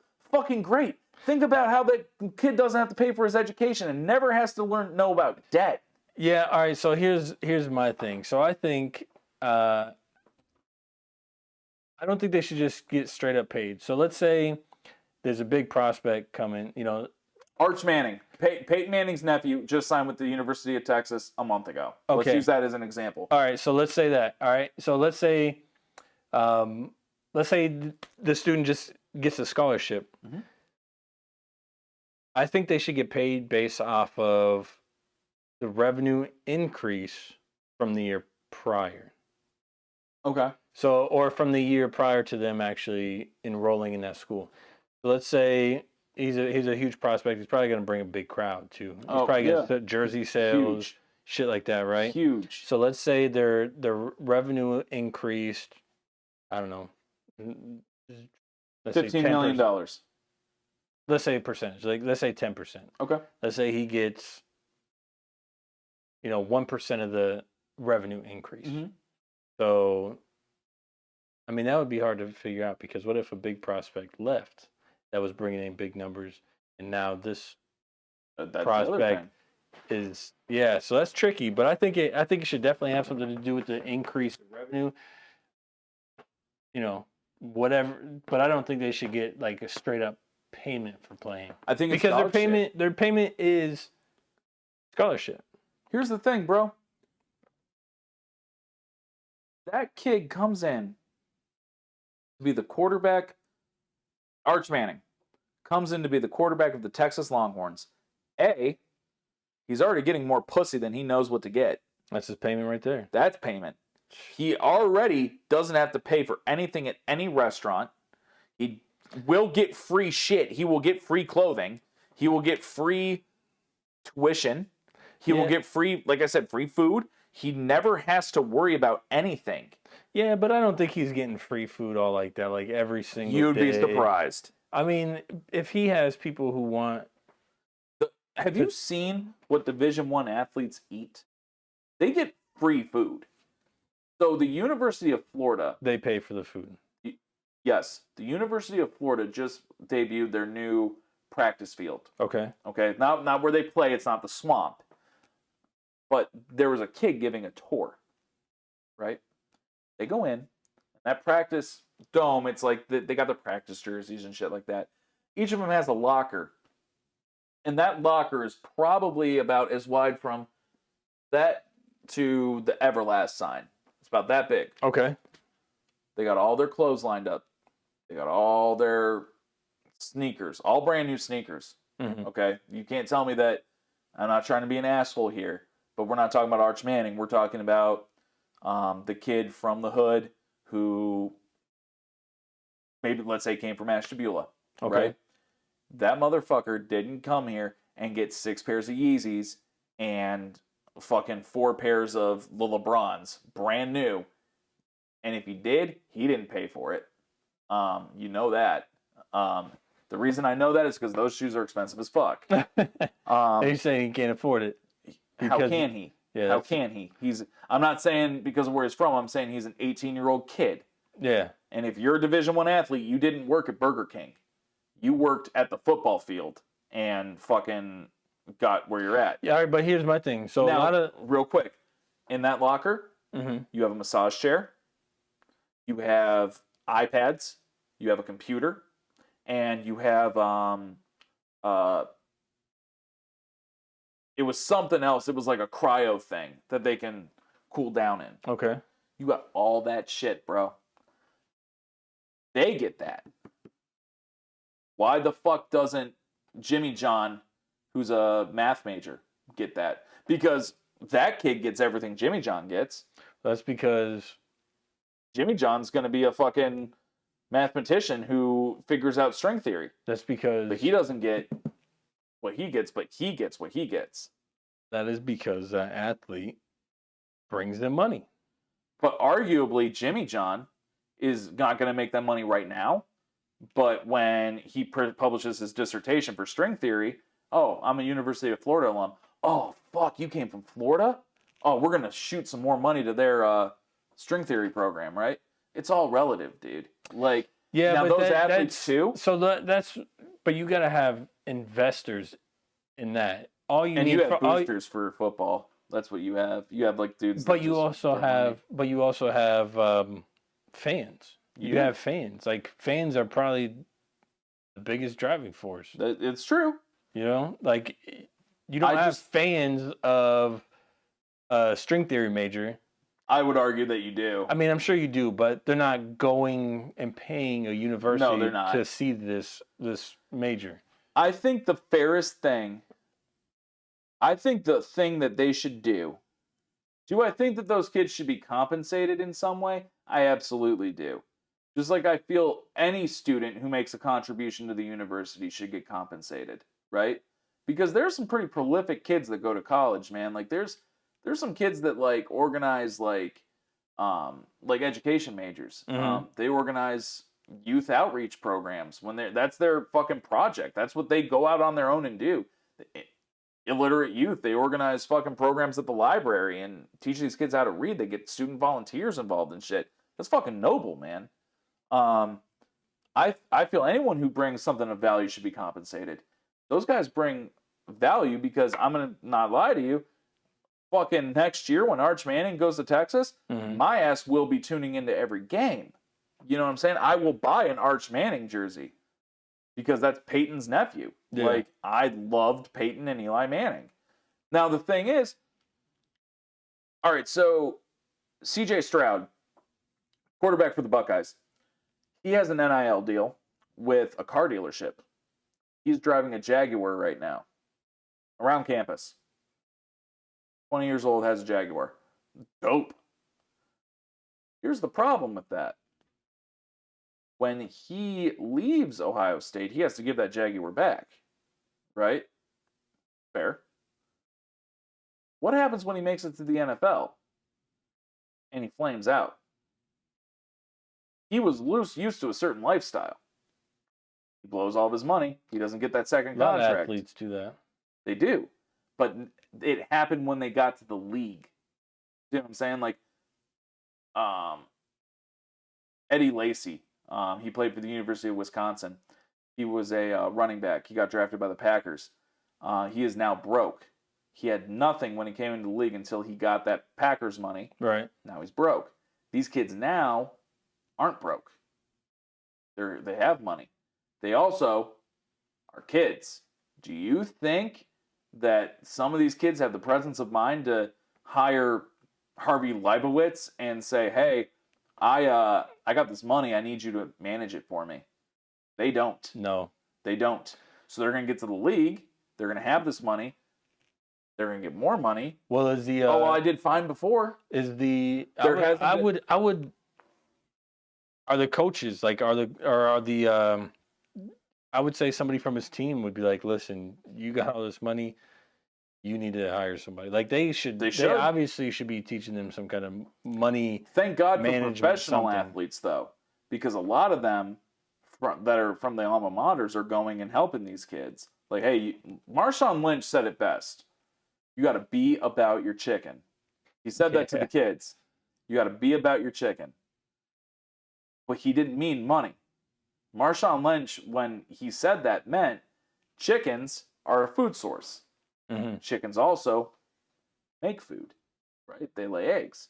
You got to be about what feeds you and keeps feeding you, right? A lot of kids didn't get it because they were, what the fuck is he talking about? But the smart ones, or maybe not the smart ones, but the kids that kind of got it were like, okay, and now they're doing shit with it. Yeah. But my problem is how can you quantify that Arch Manning deserves $250,000 because he can throw a football at the age of 17? How did we get to that number? Do I think they should get paid? I do, but they shouldn't get paid that type of money. So I saw something brilliant. So that's for 1 year? That it's for however long they want. It can go up. It can go up. But I'm saying, like, so he'll get $250,000 this year. Yeah. If he does a second year of college, They instead can get of more. being drafted, He can get more. He can get more. Why get drafted? Why go? Why leave for the NFL? I can stay all 4 years in college. you'll make more in the NFL. Well, yeah, but you'll also get a fucking concussion Easier. Yeah. I saw a brilliant marketing campaign. There's this dude from Louisiana. He signed with the University of Nebraska. His name, and you can look this up. His name is Da Coldest. Middle name, To Ever Do It, Crawford. Do you know what his NIL deal was? Take a guess. What? An air conditioning company. It's the most brilliant thing I've ever seen. He's like, you want the best, if you want the best air conditioning company, you need the best. Get it the coldest. And that's his marketing campaign. That's fucking clever. Wow. That's smart, bro. Like, that shit is good. Like, and I think that's some of the shit that these kids should do. I think these kids should represent something. Like, there's one kid, he plays for, I think he plays for, like, Georgia or something. He signed with, like, a thing that, like, a company that provides mental help to veterans. Right? Mm-hmm. And that pays him. Dude, so he's doing something good. If you can get in with some kind of government something, you made it. Yeah, you're pretty. Yeah, I mean, it's guaranteed money. That's what the fucking colleges do. The money's guaranteed by the federal government. So why not up the price a little bit? Government's gonna pay for it, right? They're absolutely going to. Now here's the problem, though. These kids get that money, they start acting foolish, right? They do. They get real foolish. Because I acted foolish, mm-hmm. right? Thank God Twitter wasn't as big as it is now. Back when we were like... Thank God the internet in general wasn't as big as it is now. I posted some fucked up shit on the internet. Yeah, dude. I would be... Yeah. I'd get canceled. So I wanted to end tonight talking about cancer. Are we going to get canceled? I'm probably going to get canceled for some of the shit I've said on this podcast. No, I think you've kept it pretty mild. Pretty clean. I've kept it pretty clean. And that's admirable for me because I say some fucked up shit when I get rolling. Oh, yeah. Dude, if Julius got on here, we'd be canceled. We'd be canceled immediately. The episode wouldn't even come out. No, John McCoy. If John fulfilled his promise and came on, yeah, we would have gotten canceled. That fucker around here. So cancel culture, man. Yeah. I think it's dog shit. I think it's dog shit. A lot of the time, I think people are so hyperbolic. They're like they get so in their emotions over the smallest thing. Like nobody can take a fucking joke anymore. You can't say anything that might offend fucking somebody who has they don't have any tie to anything that you were talking about, but they want to be offended for somebody else. Like, and then they want to cancel you. Like, that's my biggest thing. Like, you're offended for somebody else. It's stupid. It's dumb. It's dumb. Yeah. My biggest problem is like digging up a tweet that someone wrote 10 years ago. You're canceling someone for something they said 10 years ago. That person has probably changed. Listen, most people evolve. It takes 10 years for every cell in your body or atom to be Renewed. Recycled. Yeah. So in 10 years, you literally are not the same person. You're a new person. Yeah. And like Kevin Hart, right? Remember when he was supposed to host like the Emmys or something like that, or the Grammys? And he said something about somebody being gay. I remember that. On Twitter. Yeah. And that was an old tweet. Yeah. That was like from like 2008, literally when Twitter first came out. Yeah. And they tried to cancel Kevin Hart. Why didn't they cancel him back then? Because I'm sure he had a movie or some shit out back then. Had to have. Why didn't they cancel him then? Because it wasn't advantageous at the time. It wasn't a big enough story. Because now, at that time, Kevin Hart's one of the biggest comedians in the world. And he apologized, didn't he? He did apologize. Idiot. He did. You don't fucking apologize. You don't apologize. You don't apologize. I'll apologize if I'm truly wrong. If I'm wrong, like with my wife, I will apologize if I said something to piss her off. I think I gotta believe I'm wrong though. I'll apologize when I'm mistaken. Like I didn't have the right information. Mm-hmm. And I jumped to a conclusion or something like that. Which maybe that's why I don't apologize a lot, because I don't jump to conclusions. I wait to see all the evidence. Yeah. But yeah, you don't apologize. In my opinion, you don't apologize. Like I think some people truly deserve to be canceled. Harvey Weinstein. Well, he just needs to be in jail. I mean, that's pretty... He does. I mean, that's... Bill Cosby needed to be canceled. Those are crimes. Crimes. Calling someone gay online... Listen, I have said, that's so gay. But as I've grown up, and I have a son who's disabled, I can't stand words like gay or like retarded, because there's so many other words you can use, right? So, but that's the thing, though. Like, so my thing is with that, like, I won't say that shit anymore, and I've apologized for saying shit like that, like, because that wasn't the right word to use. You know what I'm saying? Now everyone has their own viewpoint on that, and I ain't gonna sit here and say, like, if you said something to me later, like, oh, that's fucking gay, I'm not gonna get mad at you. Or like if you were like, well, you said like, oh, that's fucking retarded. Like, I ain't gonna get mad at you because you don't. Did I say that?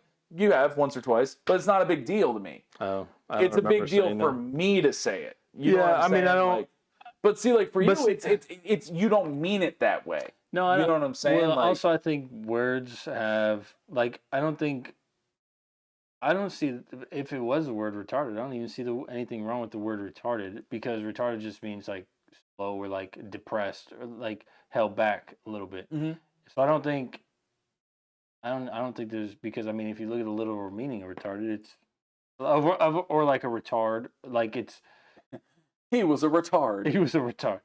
Yeah, but I just don't think there's anything wrong with being slow. I mean, there's nothing wrong with it. And you can, like, I don't know, you can embrace that shit. Like, well, yeah, or you can accept it. Like, I can accept, like, I'm fucking skinny as fuck. Well, like, am I gonna am I gonna get offended if somebody calls me skinny or like a fucking twig or something? No, I'm not. But like, if we're golfing, you, me, Justin, and Willie, right? Mm-hmm. Let's say we go golfing, and I hit my 3-wood and I top it, and I'm like, fuck, oh, that was fucking retarded. You know, like that. I don't think that's the right inflection to use, like, because, like, you know what I mean? Like, some people will say that, and I'm like, that's not the right thing for that. I don't know. I don't remember using that word at all. No, you didn't with that. No, I'm not just saying it in general. I just feel like that's, I don't know. Maybe you got somebody. I don't think I would say that, man. I didn't say that you said it. What, that's retarded? Yeah, no, I'm saying if that were if we went out one day. Oh yeah, I mean, a hypothetical. I'm not saying that happened like at our golf outing. No, that didn't happen. I know. What I'm getting at is if one of my buddies said that to me when I did that, oh, you're retarded. Yeah, but I don't think anybody should be canceled for that. I'm not saying they should. I know, and that's what you're saying. You're saying they shouldn't be canceled. No, like, it's not that. It's people that commit fucking crimes. Harvey Weinstein, bro. Yeah. That dude deserved to be canceled. But they make cancel culture is it's making. I mean, it is a criminal, like a societally criminal act. Yeah. You know what I'm saying? So here's my question.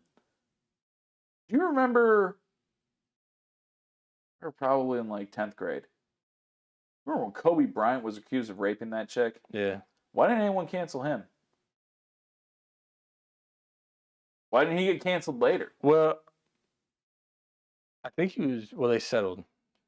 Didn't He he did settle that out? shit. He settled out of court, didn't he? He did. But he did that shit. I don't know enough about it. I don't know any of the evidence. I don't know any of the facts. I don't know shit. Reading it a little bit more in depth, he definitely did something. Maybe he didn't rape her, but maybe he made her very uncomfortable.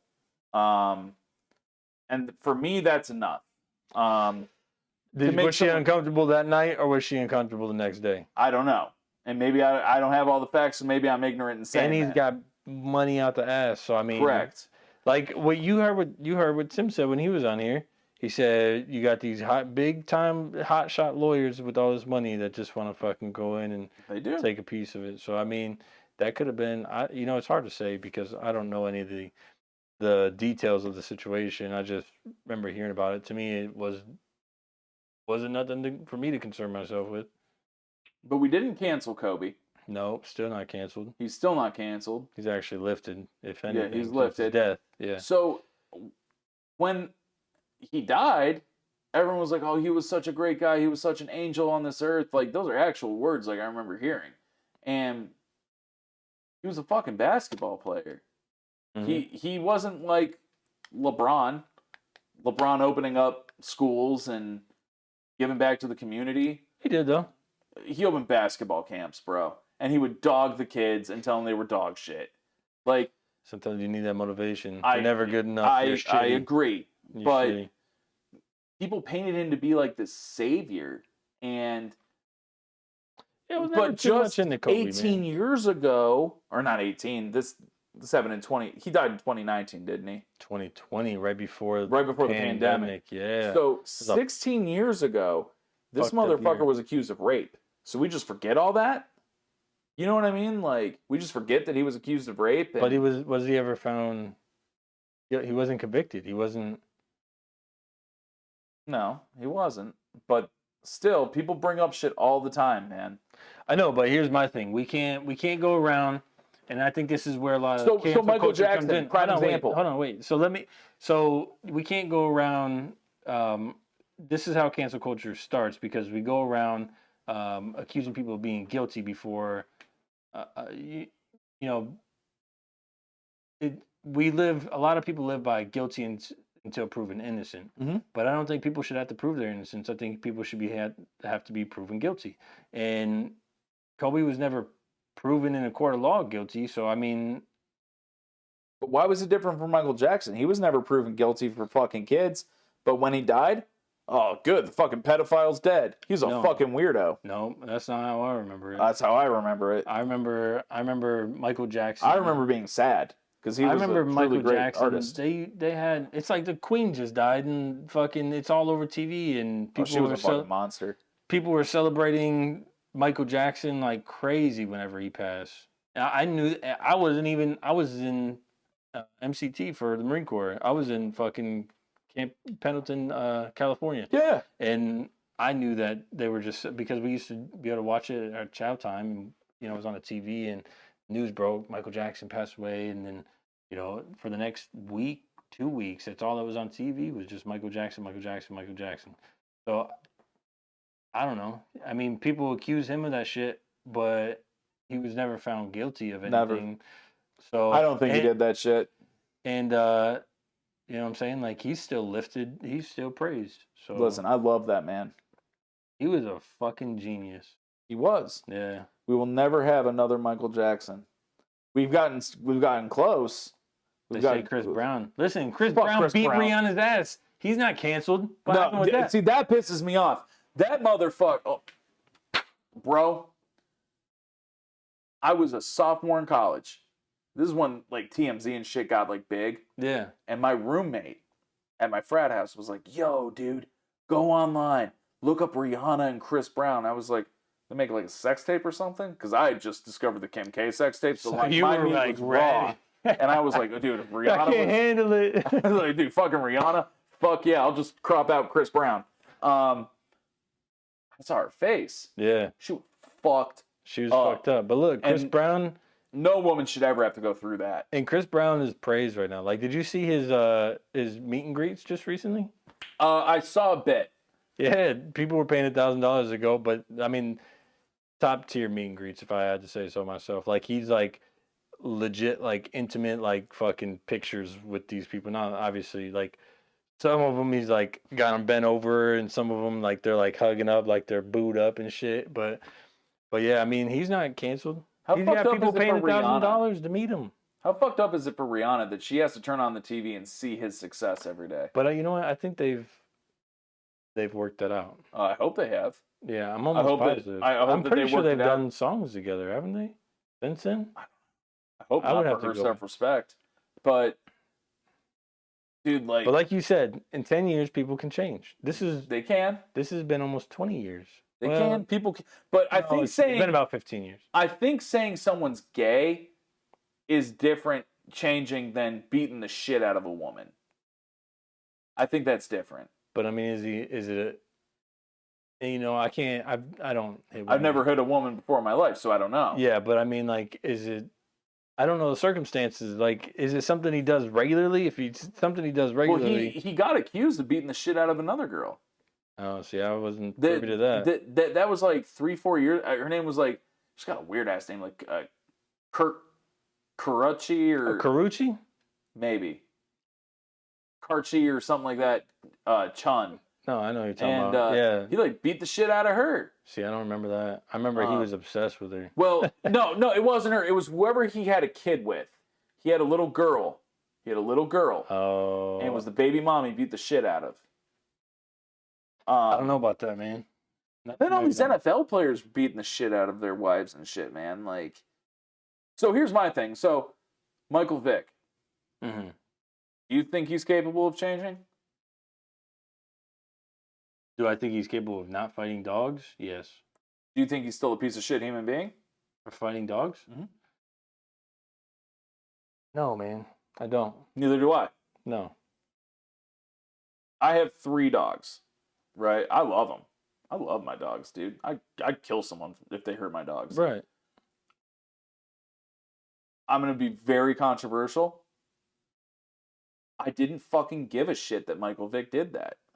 I mean, I thought it was fucked up, but that's because I look at dogs in a certain way. Some people don't look at dogs as pets. They look at them as like fucking animals, which is what they are. You know what I'm saying? They're animals. Like, I love my dogs. Yeah. I mean, if you go get 2 beavers and fucking put them in a cage and have them fight, like, are people going to be mad at you? No.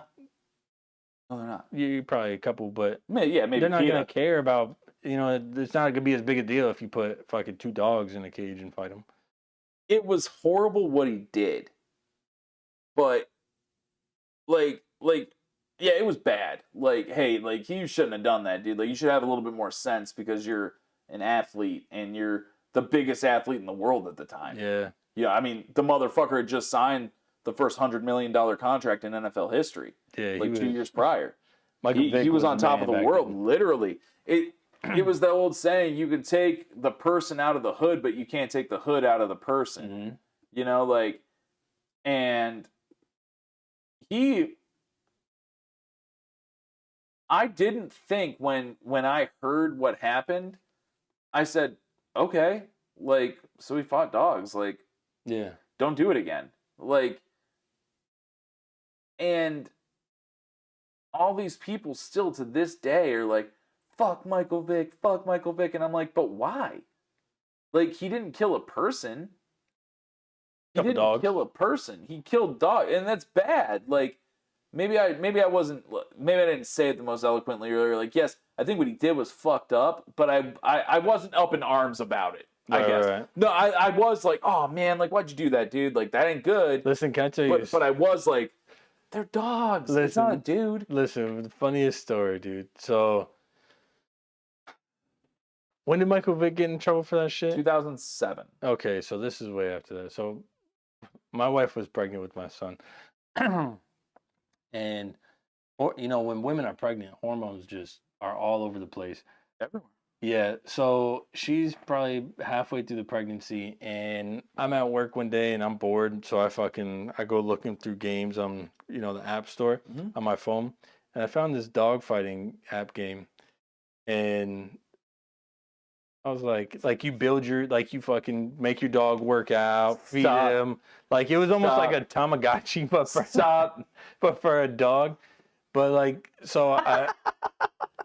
a virtual dog too at that. So I go home and I showed Jahina. I'm like, look at this. I got this dog fighting app. And bro, hormones everywhere. She starts crying. We had a dog at the time. She was like, what if that was our dog? And that's so mean. Like she's like legit crying, bro, over a virtual dog. I'm like, whoa. That's deep. I gotta delete this app. Bro, like people were really so. My wife's aunt, she's a great woman. I love her. My aunt now my aunt Bonnie, and she is not an NFL fan. She'll watch it like if the whole family's over and it's football season. You know what I mean? Yeah.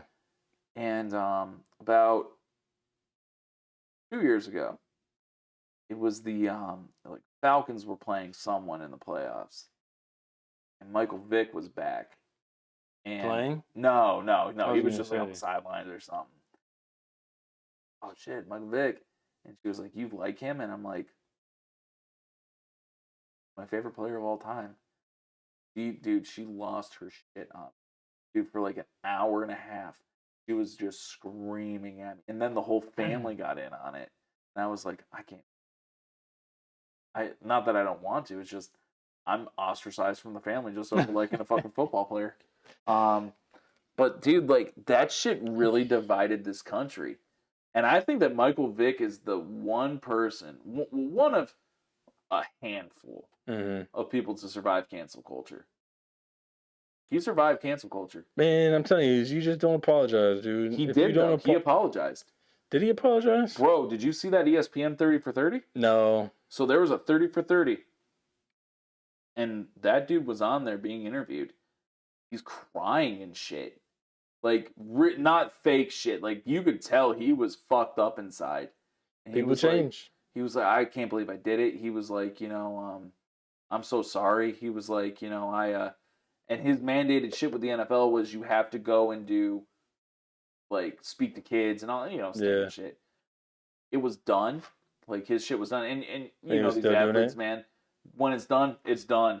Yeah. I'm done with this shit. Michael Vick still does it to this day. He does shit for PETA. And at first, like, when it showed in the documentary, like, he went his first day with PETA. And they're just fucking berating him. Like the supervisor or whatever, just talking down to him, like, being a real queen bitch to him. And he just stands there and think about it. You're an NFL player. You are 6'3", 210 probably, of pure muscle. I don't got to take that shit. Yeah. But he did. And you know what he looked like? A broken dog. Tail between his legs. Ironic, isn't it? Very. And he was apologetic, and he's like, he apologized. And that's really what stuck with me about him, was he really felt bad. Yeah. And he didn't get canceled. They tried to. But he also served his time. He did. He served it well, too. Yeah. Like, he didn't... That's the biggest cancel right there. Is not serving your time well. No, is felons serving their time, getting out, and still having a hard time getting a job. That's the ultimate fucking cancel there.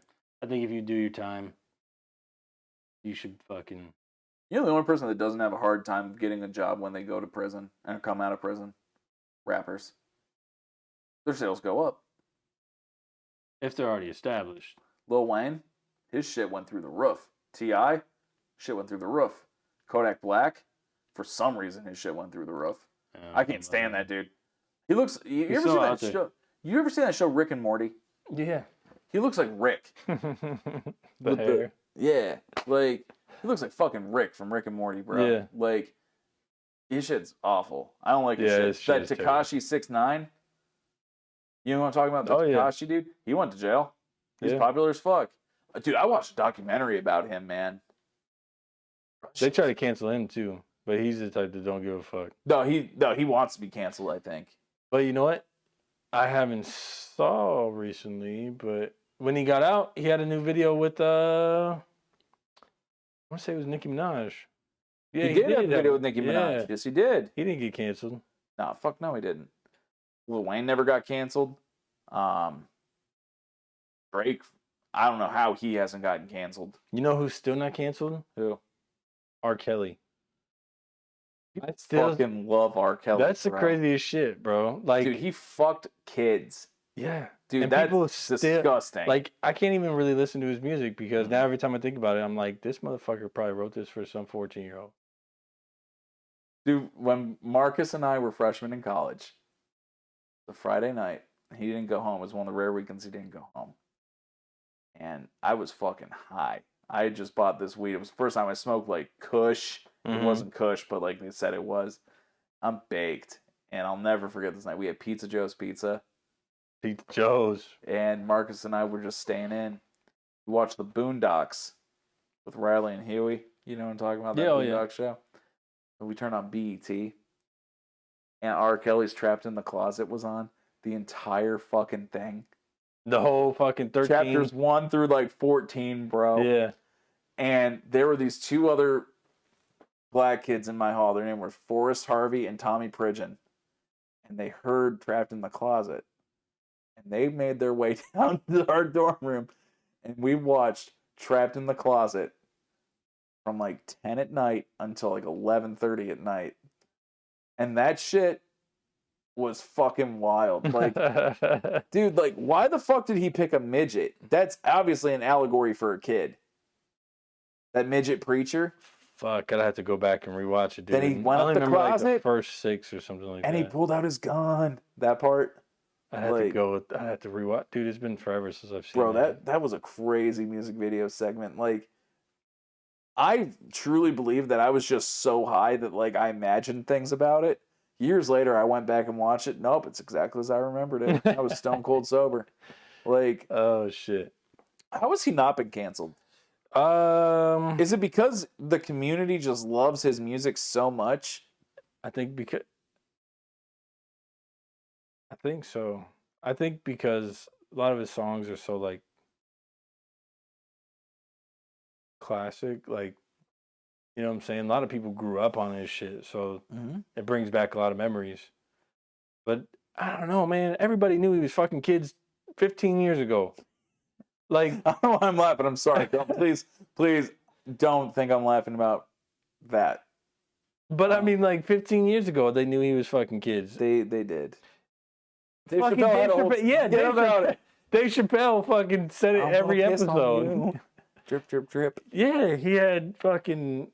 How did Dave Chappelle never get canceled? Because Dave Chappelle was actually a comedian. He was funny as fuck. Yeah, and because he wasn't afraid. And because a lot of shit he says, because anybody can get it with Dave Chappelle. Fucking black white supremacists and fucking Tyrone Bickums. Like Dave Chappelle, they've tried a lot of times to cancel Dave Chappelle. Dude, when he did that most recent stand up and he talked about the transgender person and how one of his best friends was transgender. Wait, and then they died. Oh yeah, one of his best friends was. Yeah.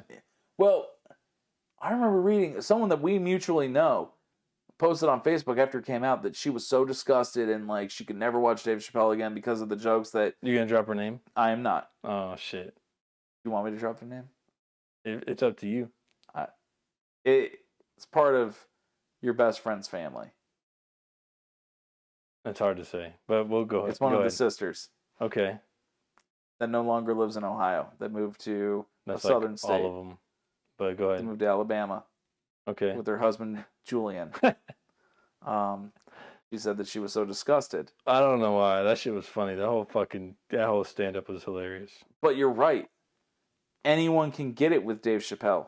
It doesn't matter who you are. And that's why I think Dave Chappelle's one of the greatest comedians of all time. Is Dave Chappelle uncancelable? Like, I think he is uncancelable. I think there's 5 people in this world who are uncancelable. 5 people. That's Dave Chappelle, Barack Obama, Morgan Freeman, Mr. Rogers. He's dead now, but Man, I don't know. We'll have to go back and check. you cannot cancel Mr. Rogers. All right. And who's the 5th one? The 5th one? Bob Ross. Now, I think Dave Chappelle's uncancelable because anyone could get it, right? Barack Obama's uncancelable because Barack Obama came in at a time when people needed him, or a certain group of people needed him, and Barack Obama knew how to talk to people. I was going to say, Barack Obama was a smooth-talking motherfucker. Smooth talker. Yeah. He can talk himself out of some shit. Exactly. If there was ever a scandal, and the QAnon crowd says that there's a scandal with Barack Obama every 3 days, like his wife is actually a man and shit like that. Like, Michelle's beautiful. If that's a man, that is one beautiful man, and that man can get it. Yeah. I wanted to eat healthy because of Michelle Obama. Listen, I think there's one other person that you're not that you didn't mention. Who? I don't think Donald Trump. Yeah, he might not be cancelable because he's got such a big following. And I think that's the one. All right, so Joe Rogan would be the other person. They tried to cancel Joe Rogan. They tried last year lot of about times the N-bomb. Yeah, but the whole video was taken out of context. It sure was. Yeah. Now, I will never condone the use of that word because I don't think it's a very savory word. I think there are, so, I don't know, the question always comes back to songs. Can you sing in a song? I cannot. That used to be I used to use that word all the fucking time. Well, you are not white. As a white man, but I'm also a lot of other things too. You are, but your ancestry, your predominant ancestry of Puerto Rican, never owned slaves. There were never Puerto Rican supremacists. There were never groups of Puerto Ricans who organized in white robes and burned crosses on people of color's lawns. People that are white-skinned, do you know had that shit? You know what I'm saying? Like, not my family. Yeah, but Puerto Ricans have done a lot of other fucked up shit. They have. You know what I'm saying? Like, Puerto Rico right now, Puerto Rico is wild as fuck. Puerto Ricans are black, white. See, that's the whole. They're everything. See, that's why I can't. All right, so that's why I hate when people start bringing up like race, because I've talked about it before. Race is legit your skin color. Like, if I was born this color right here, I'd probably be considered black. Like, if you look at old birth certificates, it says your nationality, like where your parents are from, and then it will ask you or it'll pretty much say Hispanic, non-Hispanic, and it'll say white or black. There's 2 separate categories, and one of them is legit your skin color. Like, Puerto Ricans are black, white, brown, yeah, like Puerto Ricans are everything, fucking, and then you got Hispanic and non-Hispanic. To me, that's different. It is. So when people bring up race and skin color, like, you got white black people. You do. Black people. You know what I'm saying? So my big thing with rapping and saying the N-word, I can't. But is it a cultural thing? Because I know a lot of white people who get away with it. There are a lot of white people, but those white people are probably a little bit more hang around more or are a little bit more affiliated with that culture than I am. That's what it comes down to. That's why That's why I've asked before. I think I asked Sal Jackson this. I think I asked him. I said, "Is black people, or is that a race or is that a culture?" I think it's both. I think it can be both. Because wait a minute. I know a white dude who grows up in a predominantly black neighborhood and maybe is part of the hip hop culture, right? He's not gonna go and say he's black. No, but Jack Harlow, I guarantee Jack Harlow, if he's in the hood, can drop the N-bomb. I guarantee Tyler Herro, the forward for the Miami Heat, can drop the N-bomb. If they're in the right hood. If they're the dudes that are on their team. are all black dudes. Yeah, I mean, they might be able to drop it around their teammates. Exactly, that's what I'm saying. Like, But there was an interview Tyler Herro was doing, and he's like, "Yeah, I can't swim." And Jimmy Butler looked at him. He's like, "You really are black, aren't you?" Like, and that was funny as fuck. But like, it just that's the culture. You know what I'm saying? Like, see, but I think there should be a clear distinction between black culture and black people. I just know if I drop that N-bomb, I get punched in the mouth. But see, you're not part of the culture or your skin color. So there are some dudes I know that we're friends with that wouldn't. Yeah. They wouldn't. Now, I don't think that if I dropped it, like if I was rapping the song or whatever, I don't think they'd think I meant it maliciously. But it's just like, yo, Tom, you can't say that. I don't think there are a whole lot of people, like, they say they care if people use it in a song, but I don't know nobody's going to check you for singing song lyrics. Just my thing. I've been checked one time. And I said, all right, that's it then. It was Felix's wife. Now wife. Lindsay. Checked me. I was like, all right. Nah, I mean, you're right. You're right. That's cool. That's going from a white chick. That's what somebody's offended for somebody else. That's how it fucking works, Tom. But yeah, I think hey, this has been a crazy ass podcast. Yeah. So like, we're not gonna do this all the time. No. This is kind of, we have guests lined up. We just had some shit happen, but yeah, things happen though. You know what I mean? And I'm glad that we got to do this tonight because, I mean, we hang out, we do shit together. I mean, you're pretty much like a brother to me, man. Like, this is what we do together. Like, we'll hang out, we'll talk, but like, now we can get this shit out there and bring y'all with us. Bring you all with us. Come with us to wherever we're going. This journey of ours. And we got next week. I'm gonna throw out who's next week. Nah, I think we should surprise them. Okay, yeah, no, we're gonna surprise you guys. I don't get no hints. Y'all take it as we give it to you, okay? And because I don't want to make no promises and not be able to deliver on them. So, but 2 weeks from now. Well, hopefully, we're come with us on this journey. That's going to be a hell of a podcast. We talk about cancel culture. We might get canceled.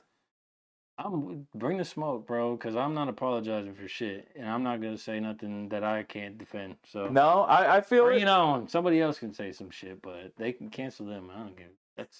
If the dude that we're bringing on in 2 weeks hasn't been canceled yet, I think he's uncancelable. He may be. He might be. But he's also unapologetic. Most unapologetic man I've ever met in my life. That's what I'm saying. But yeah, I mean, I think we'll close it there. This has been The Cut. I'm Tom Roth. That's Anthony Aquendo. Always. Thank you guys so much. Have a great night. Peace.